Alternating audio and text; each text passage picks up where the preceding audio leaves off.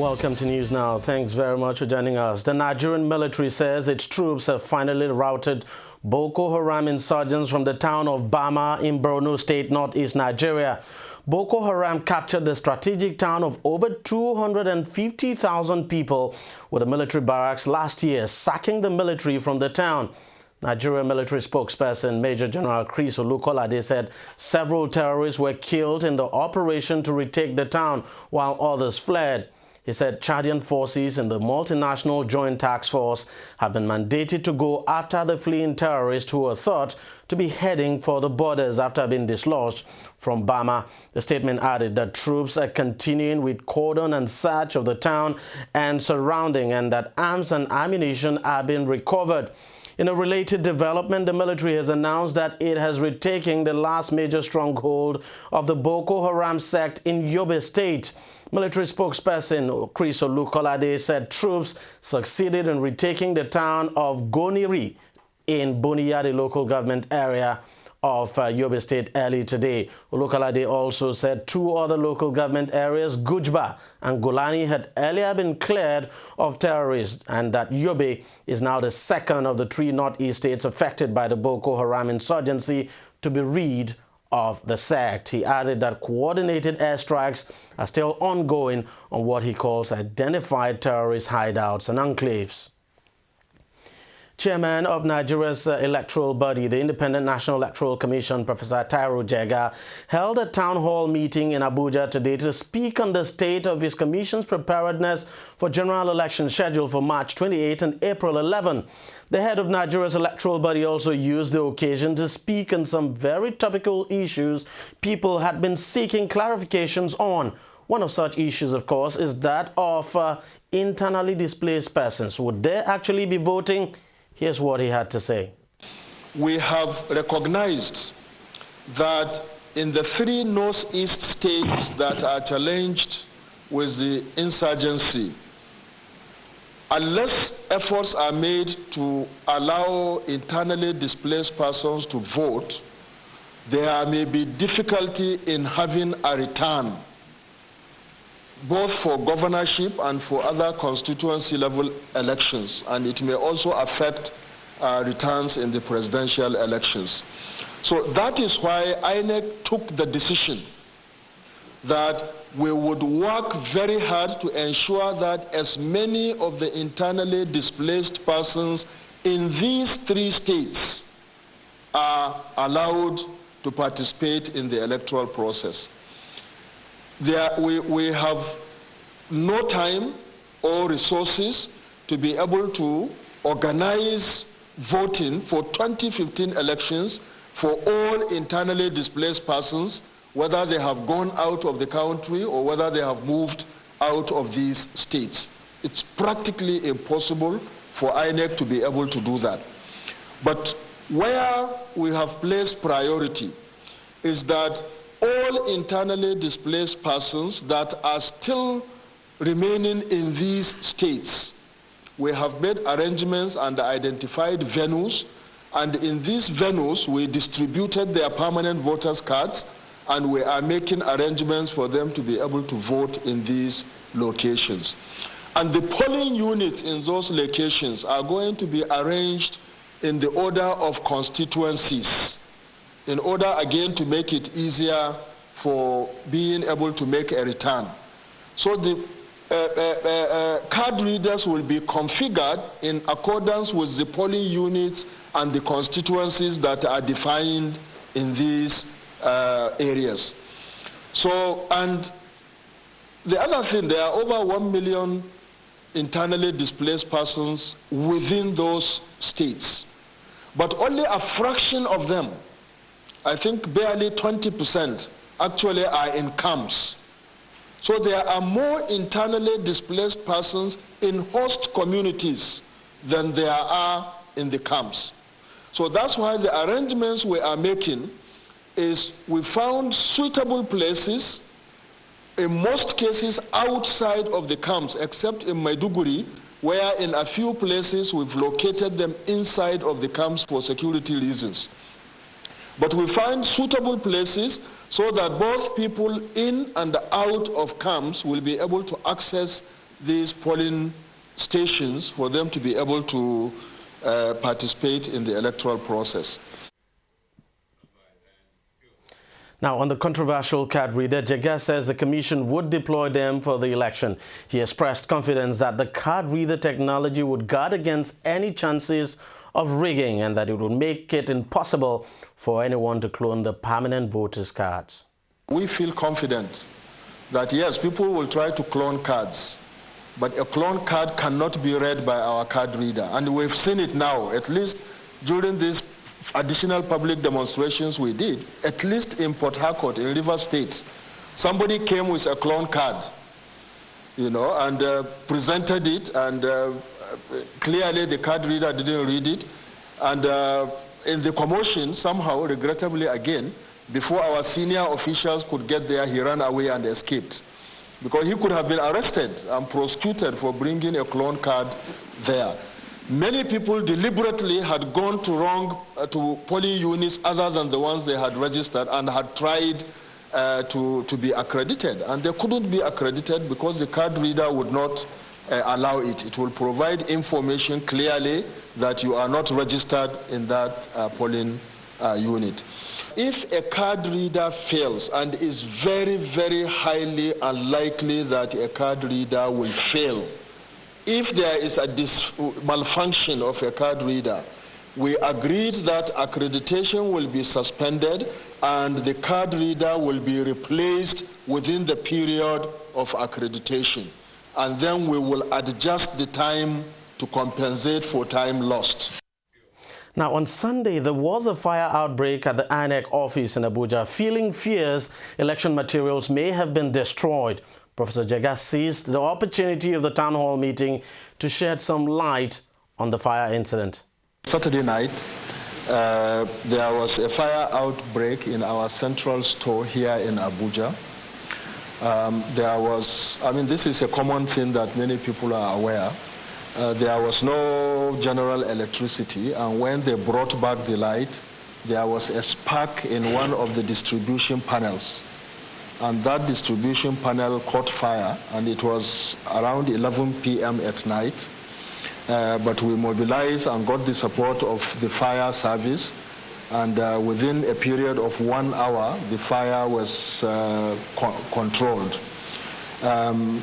Some 2011 old stock of electoral materials, primarily handbags for election officials and envelopes, were destroyed. No material relating to the preparations for the 2015 general elections was affected in the fire incidents. And that was why, in order to minimize speculation, we ourselves, Sunday morning, contacted the media and informed them. Nobody knew that this had happened, but we contacted them, notified them, organized a tour where we showed them this is what happened, this is the extent of the damage. It has not affected any preparation for the 2015 general election. And that was the opportunity they had to take photographs. But still, some of them have gone ahead to make sensational reporting out of it. But I can assure you that it was unfortunate that happened. It was contained. Some materials were destroyed, but there were 2011 excess materials that had not been cleared out of the store. Even that, it was minimal, and it therefore has no effect on the 2015 preparations for the election.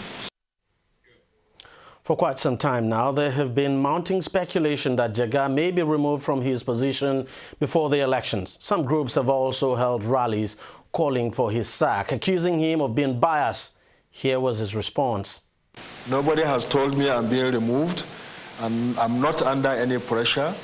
And I believe that it will be a disservice to this country at this point in time for me to say I'm resigning, when I have absolutely no reasons why I should resign.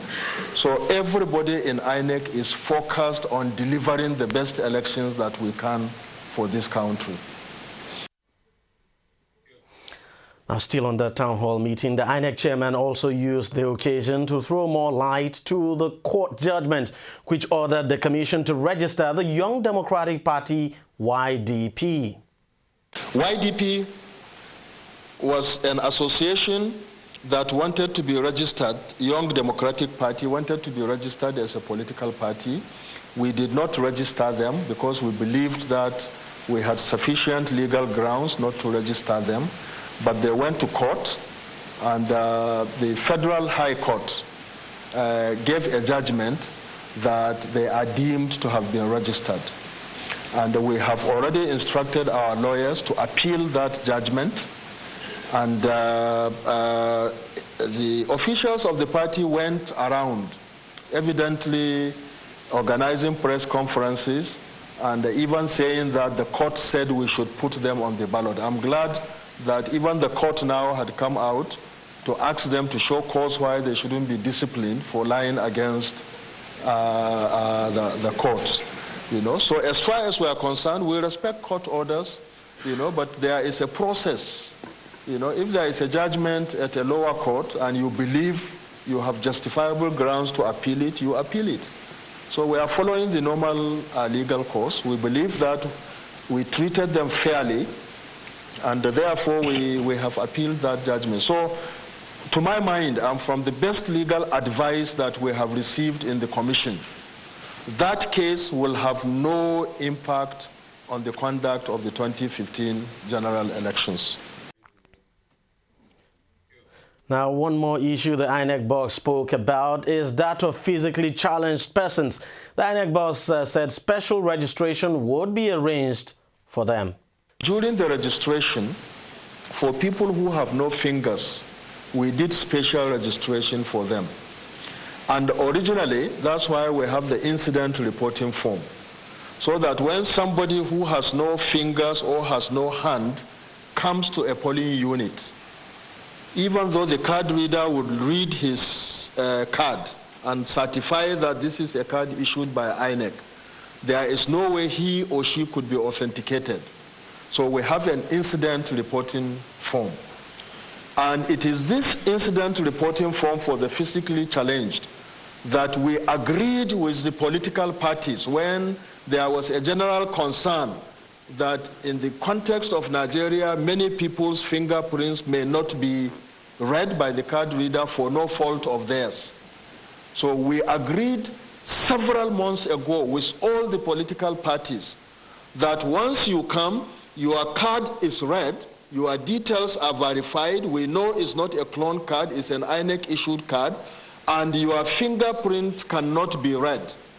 Once it is established that you are the owner of the card, and there is biometric authentication, there is physical authentication.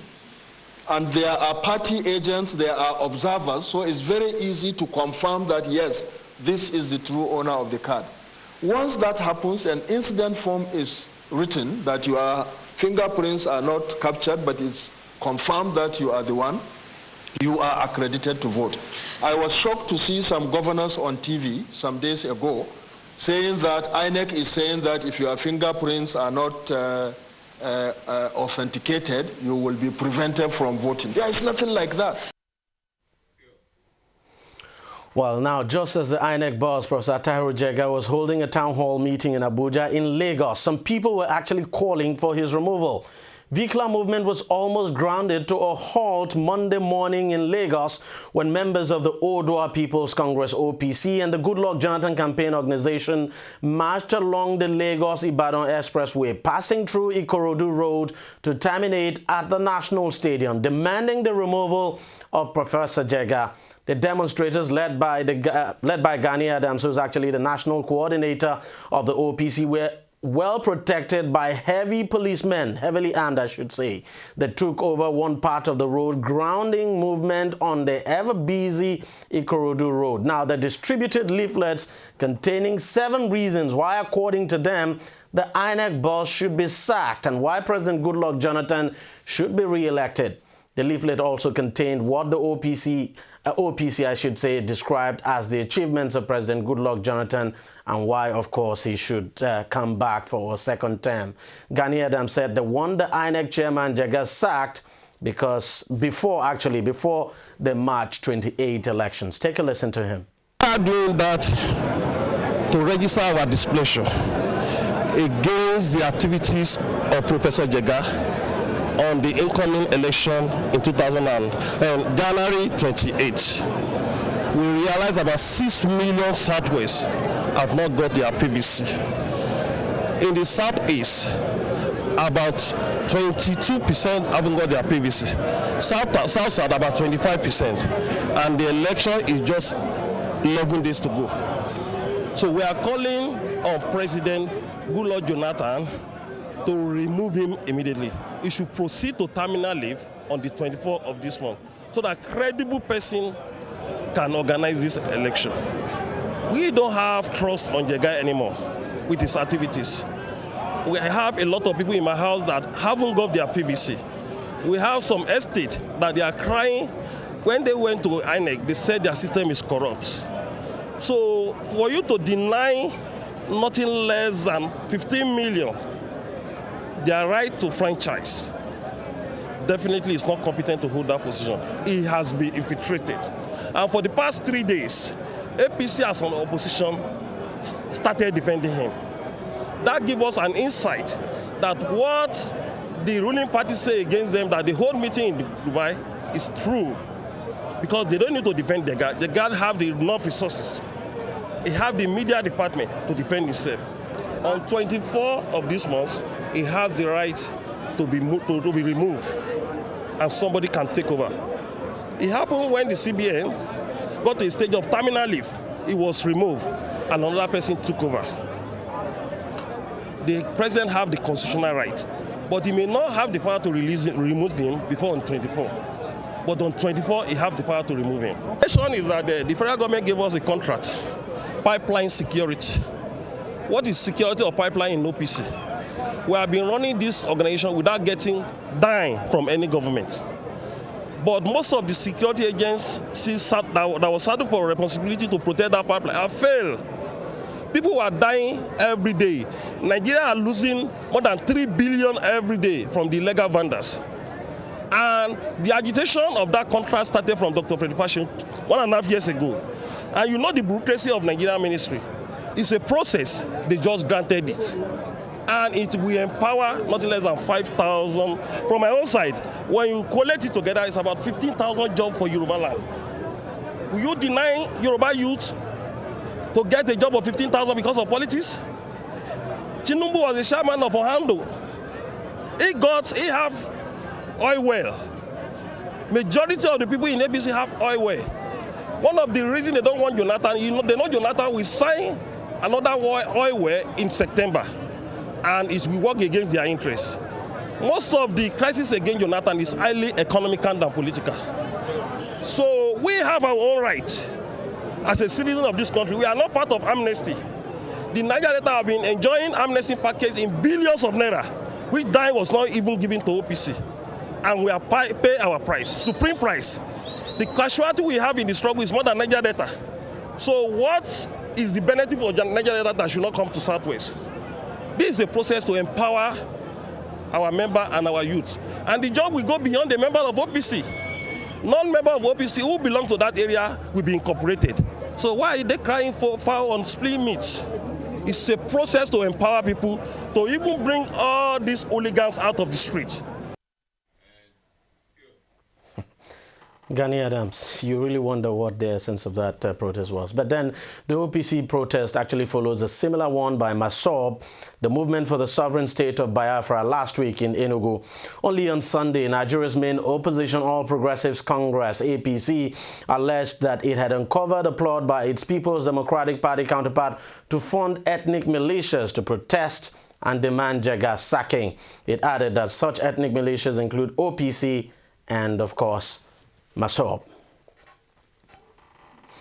Now, with less than 2 weeks to the March 28 and April 11 general elections, the All Progressives Congress has accused Nigeria's ruling People's Democratic Party of planning to sabotage card readers on election day. APC said the Jonathan administration and the PDP are planning to render card readers ineffective on Election Day with a view to justifying their fears about the use of the card readers and ultimately scuttle the polls.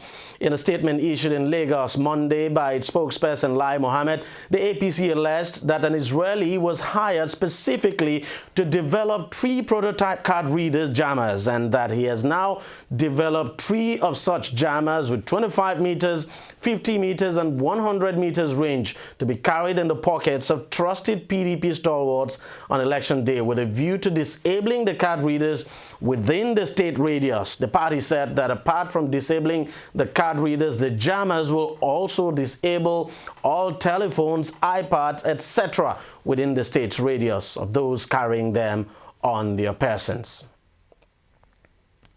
Well, quite shocking if this is true. I mean, it's a grievous allegation. We just wait and, we just wait and see how the PDP reacts to this. We'll take a short break, and when we come back, more stories.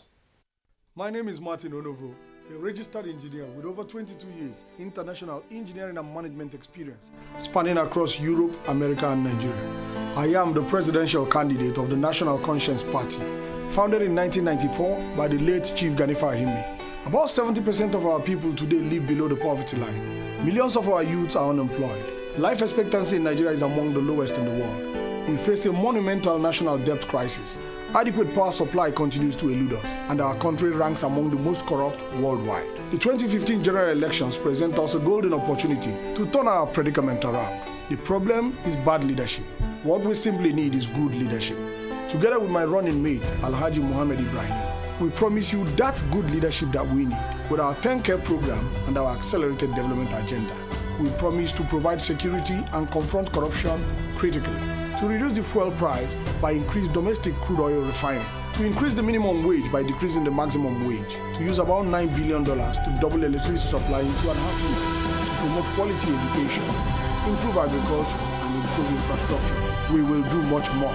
What we need is your vote. Vote for a new Nigeria. Vote for NCP.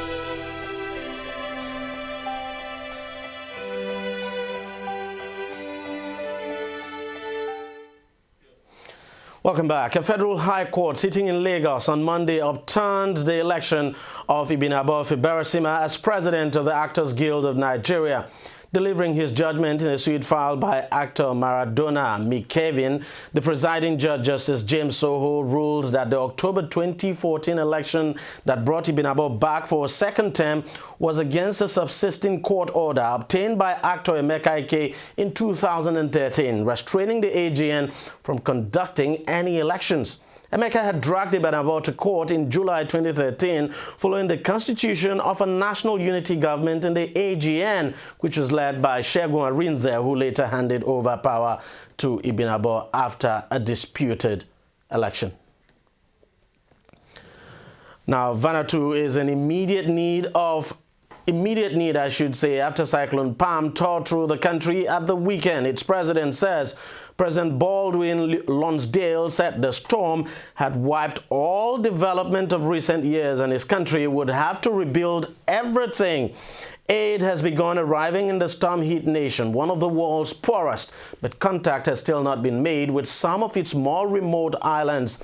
Aid agencies say it could be one of the worst disasters ever to hit the region. The official death toll stands at 8, but it is still expected to rise. President Lonsdale, who was attending a disaster preparedness conference in Japan when the storm hit, has appealed for international help, telling the AFP news agency, quote, "The humanitarian need is immediate. We need it right now," end of quote. Earlier, Lonsdale had described the storm as a monster and said he has actually not been able to confirm that his own family was safe.